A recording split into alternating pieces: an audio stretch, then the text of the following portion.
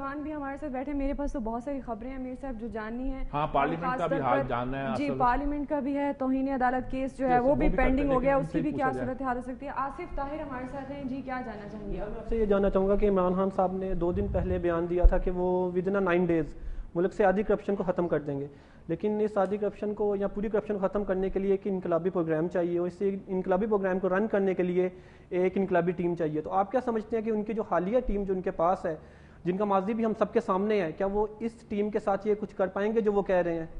عمران پر یہ اعتراض بہت ہوتا ہے, جب اس کے ساتھ لوگ نہیں تھے لوگ کہتے ہیں اس کے ساتھ لوگ نہیں ہیں, اب لوگ آ گئے تو لوگ کہتے ہیں کہ اس کے ساتھ یہ انقلاب لے آئے گا, کہ کیسے کرے گا کیا نہیں کرے گا, یہ ایک الگ کہانی ہے. لیکن عمران کا جو پوائنٹ آف ویو ہے جو میں نے اس سے سنا ہے وہ بڑا کلیئر ہے. وہ کہتا ہے جی آپ کو نیچے کے لیول پر کرپشن ختم کرنے کے لیے بندوں کی تبدیلی اور سب کرنے کی ضرورت نہیں پڑتی. وہ کہتا ہے میں نے یہ گر جو ہے نا مہاتما محمد سے سیکھا ہے, اور اس نے خود مجھے یہ بات بتائی تھی اور میں کنونس ہوں کہ یہ اصول بالکل ٹھیک ہے. وہ کہتا ہے کہ ٹاپ پر آپ جو اہم لوگ ہیں ان کو چینج کر دو اور وہاں وہ صحیح بندے لے آؤ. غالباً اس نے پلاننگ کر رکھی ہے کہ کون کون سا بندہ کہاں کہاں کیا کام کر سکتا ہے.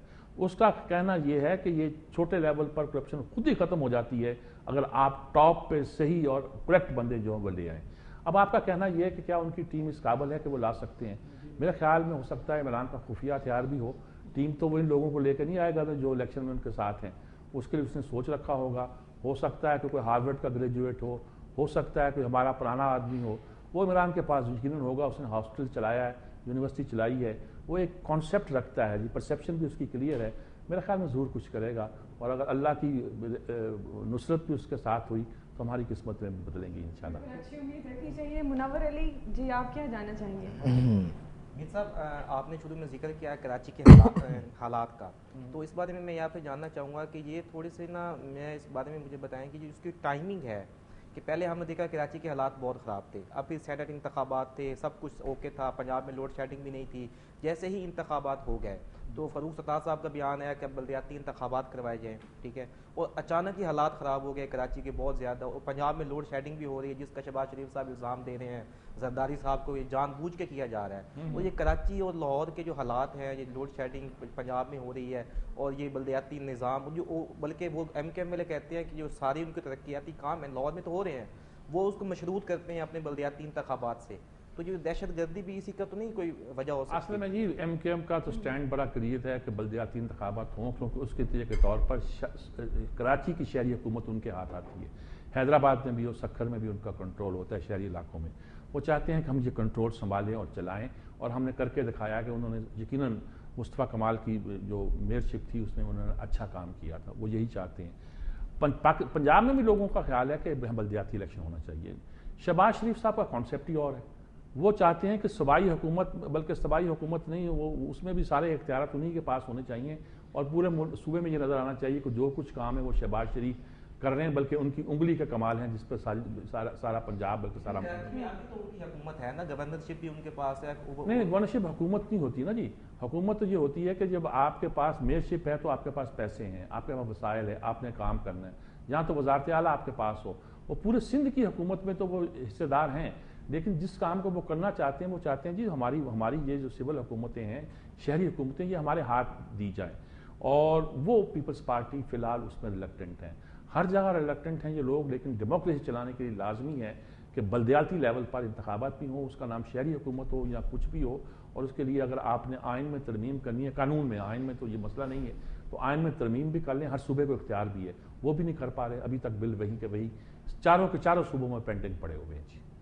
جی افضال احمد. جی میرا میرا کویشچن یہ کہ حکومت پنجاب آج کل نوجوانوں کو merit per leap top they رہی ہے, اچھا اقدام ہے, مگر کیا ہماری سیاسی جماعتوں کا یہ فنومنا بن چکا ہے کہ اچھے کام کے اوپر بھی تنقید کرنا؟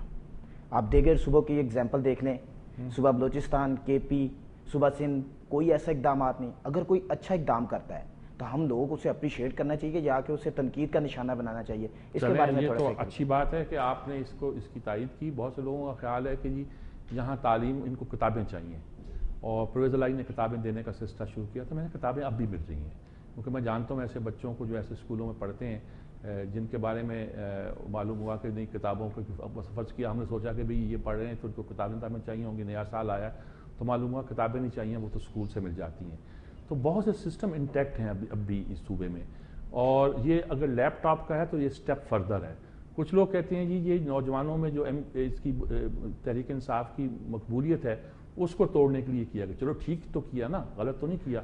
اچھا اگر وہ دانش اسکولوں کا اسٹیپ اٹھاتے ہیں تو کہتے ہیں ایلیٹ کو فیور کر رہے ہیں.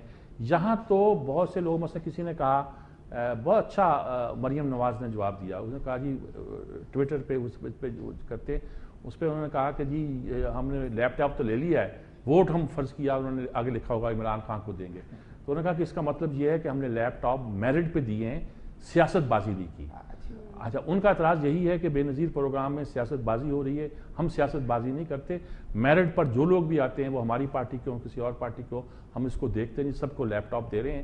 اور لیپ ٹاپ دینے سے یہی ہے کہ ایک نئے عہد میں ایک غریب آدمی کہاں, وہ اچھے اچھے کھاتے پیتے لوگ نہیں خرید پاتے, وہ لے لیں گے. تو ایک نئی ٹیکنالوجی اگر ہمارے ہاں آئے گی تو ہماری معیشت کو بھی اور ہمارے ویژن کو بھی ایک تقویت مل سکتی ہے.